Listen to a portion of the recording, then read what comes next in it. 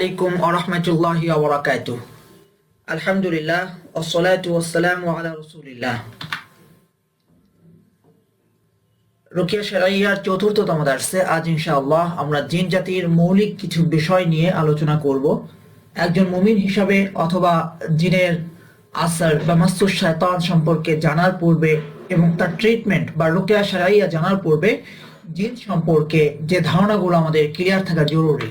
এই দার্সে আমরা আলোচনা করেছি মূলত জিন সম্পর্কে ধারণা, জিন সম্পর্কে কোরআনের বর্ণনা বা এ সম্পর্কে হাদিসে কি আছে, একজন মুমিনের এই সম্পর্কে কি বিশ্বাস হওয়া উচিত, মানুষ কি আসলে জিন দেখতে পায়, জিন দেখা কি কখনো সম্ভব, এবং জিন যে মানুষকে আসর করে আমরা বলি, যত জায়গায় বলা হচ্ছে জিনে আসর করা হয়েছে, সবসময় কি আসলে জিনের আসর হয় নাকি কখনো কখনো মনের সমস্যা হতে পারে, মনোরোগ হতে পারে, অথবা শারীরিক সমস্যা হতে পারে, অথবা ব্যক্তির অসুস্থতা হতে পারে, বা আদৌ জিনের আসর বা মাসুস শয়তান বলতে কিছু আছে কিনা, যদি থেকে থাকে সেটা আমরা কোত্থেকে জানলাম এবং এ বিষয়ে কোরআন হাদিসের নির্দেশনা মূলত কি।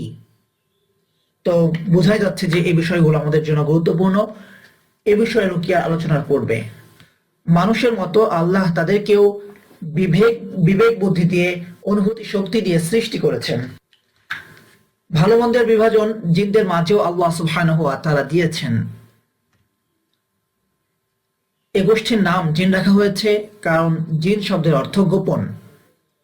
তারা মানুষের দৃষ্টি থেকে গোপন থাকে বলেই হয়তো আল্লাহ তাদের নাম দিয়েছেন জিন।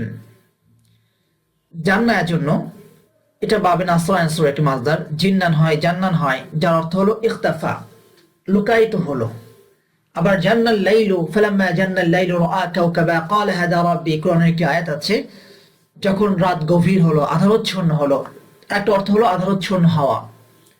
যেহেতু তারা আমাদের দৃষ্টির আড়ালে থাকে, হয়তো আল্লাহ সুবহানাহু ওয়া তাআলা এজন্যই এই জাতির নাম দিয়েছেন জিন, বা ভিন্ন কোনো হিকমা এখানে থাকতে পারে।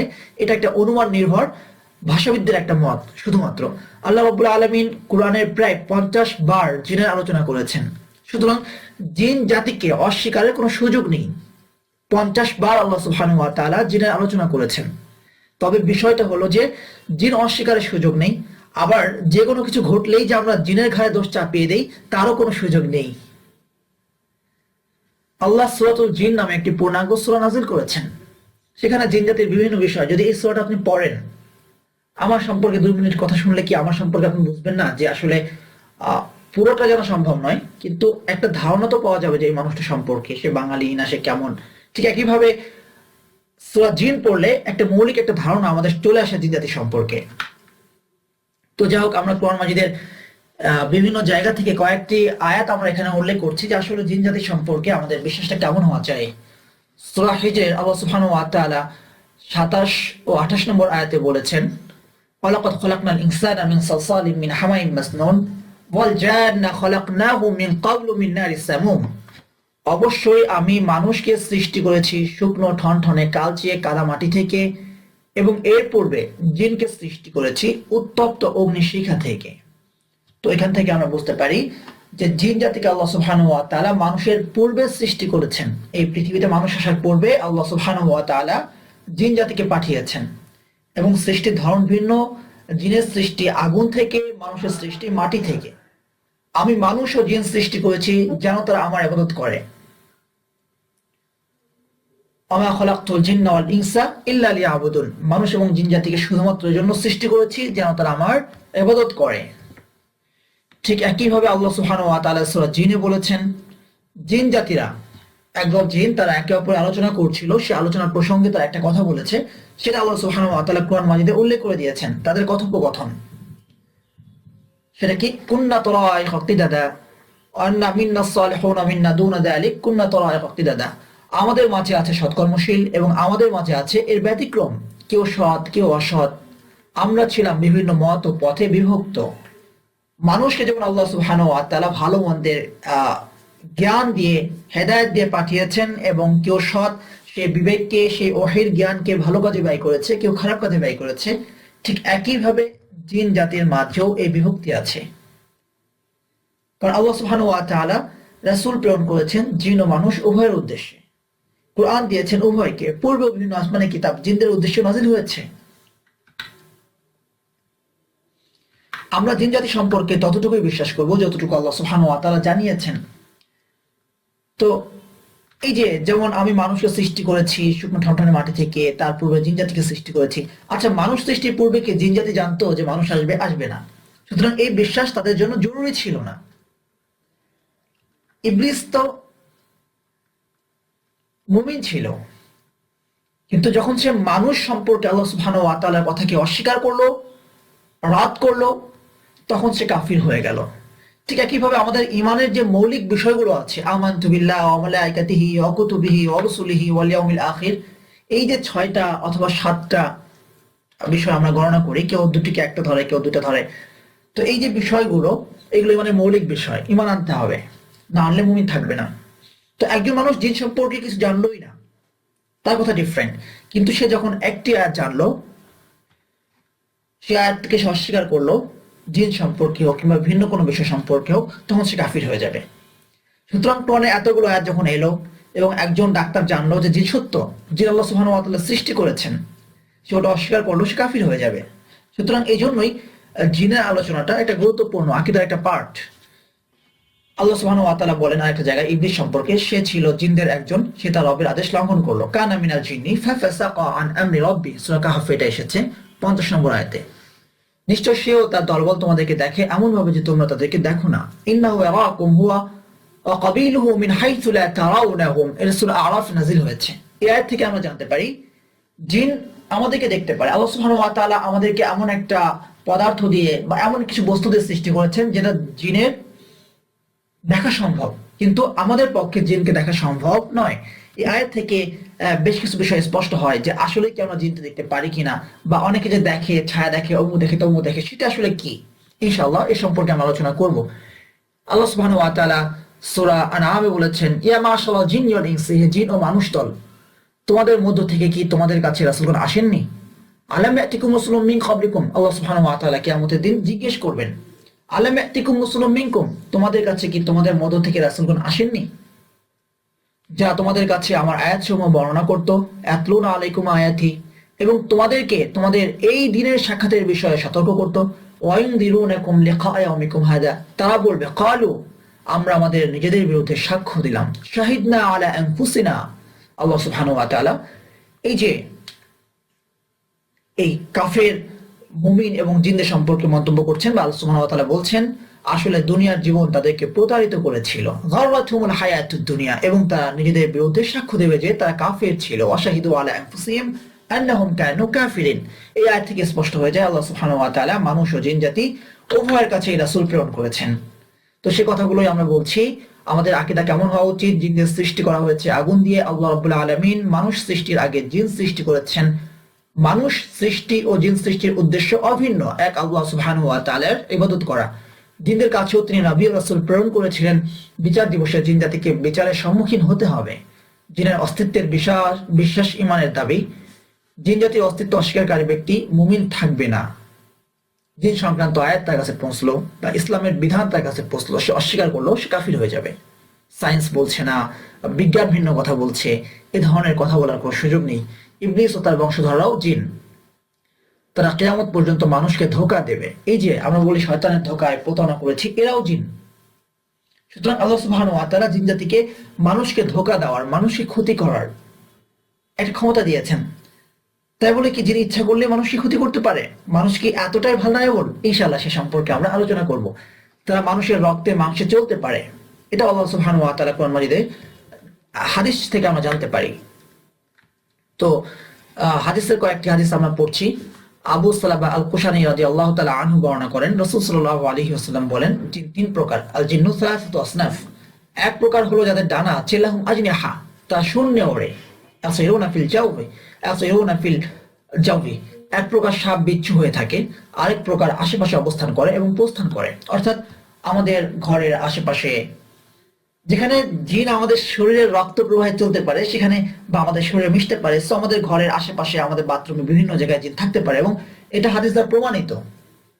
আমরা যে বাথরুমে যাওয়ার সময় বা টয়লেটে যাওয়ার সময় দোয়া পড়ি, আল্লাহুম্মা ইন্নী আউযু বিকা মিনাল খুবসি ওয়াল খাবাইস, অনিষ্টকারী জিন এবং খাবিসাত থেকে, মানে জিনদের থেকে আমি পানা চাইছি। কেন? কারণ এই নোংরা জায়গায় জিন অবস্থান করে। পতিত জায়গায় বিরান ভূমিতে অবস্থান করতে পারে। তো সেসব জায়গায় গেলে তাদের আস্তানা থাকলে, আখড়া থাকলে তারা সেখানে গেলে ভয় দেখাতে পারে, সেই ভয় আমার ক্ষতির কারণ হতে পারে, সেজন্য আমরা সেসব জায়গায় একই যাব না।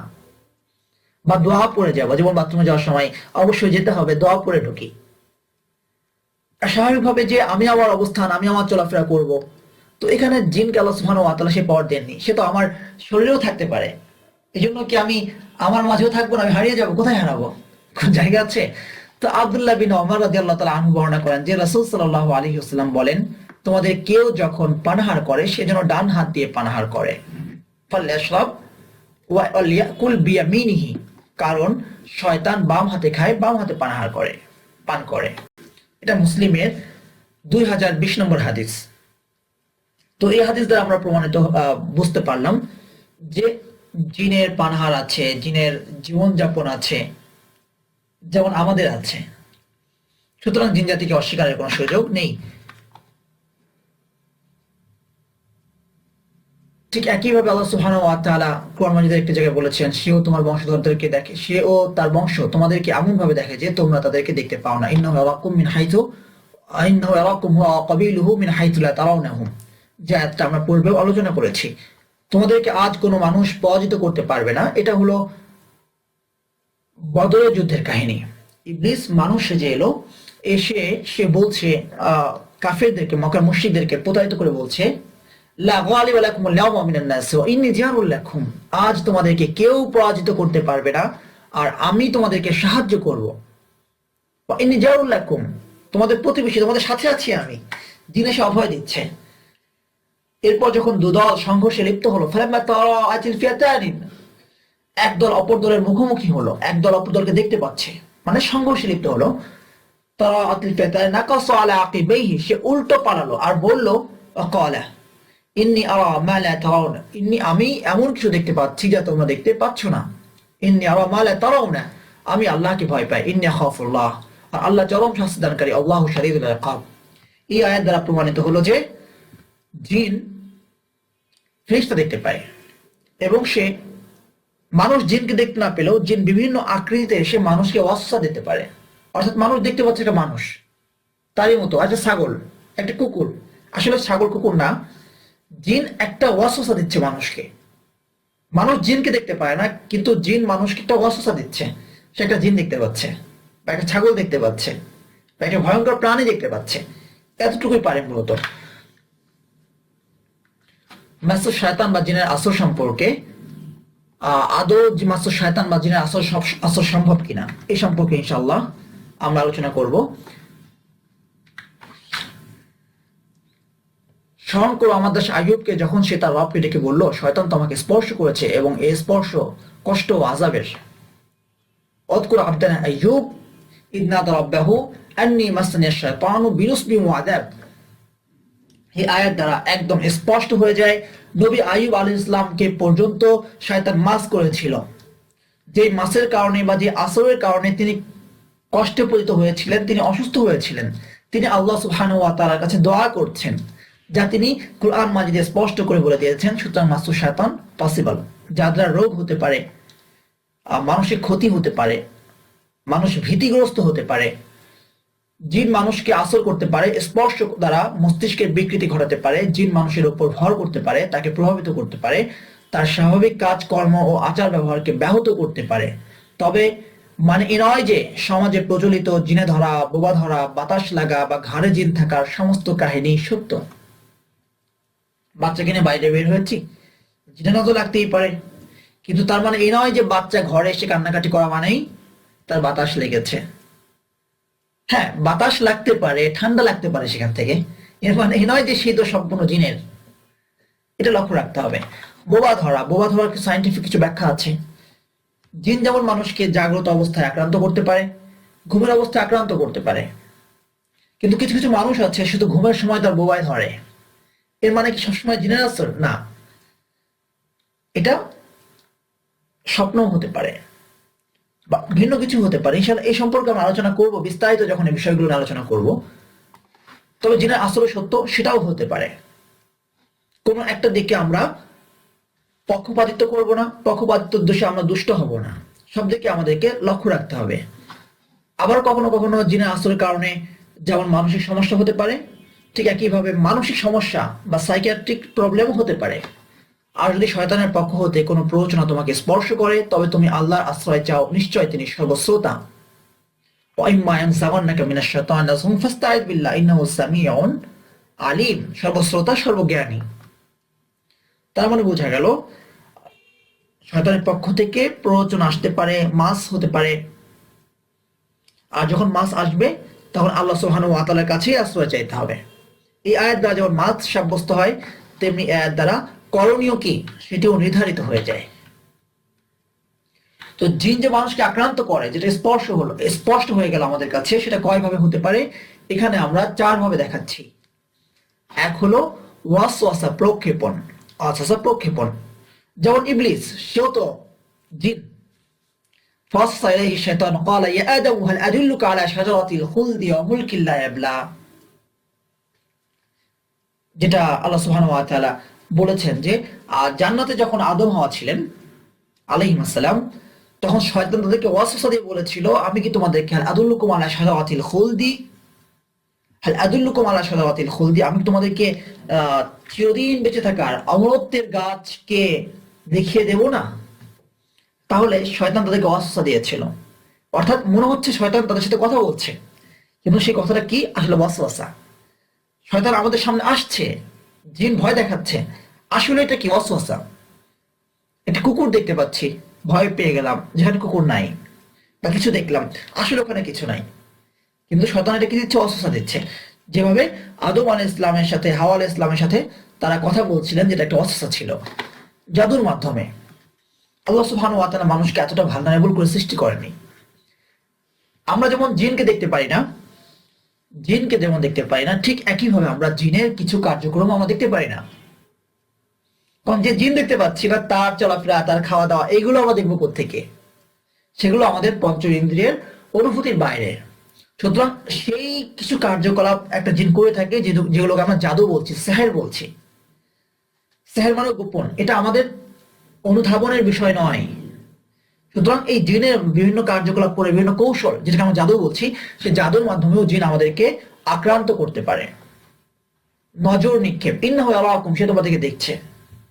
তো একজন মানুষের নজর, আল আইনু হাক্কুন, দৃষ্টি সত্য বিষয়, অর্থাৎ নজরে ক্ষতিগ্রস্ত হয়। তো একজন মানুষের তো যেমন হতে পারে, জিন তো আরো হিংসুক, এর দ্বারা ওই ধরনের নজর হতে পারে। আসর বা ভর করা, সরাসরি জিন মানুষের ঘরে আসর করতে পারে, ভর করতে পারে, যেমনটা আইয়ুব আলাইহিস সালাম সম্পর্কে আমরা জানলাম। তো আসর ভর সম্পর্কে আরো বিস্তারিত ইনশাআল্লাহ আমরা পড়বো। তো এইভাবে 4 ভাবে মূলত জিন মানুষকে আক্রমণ করে থাকে।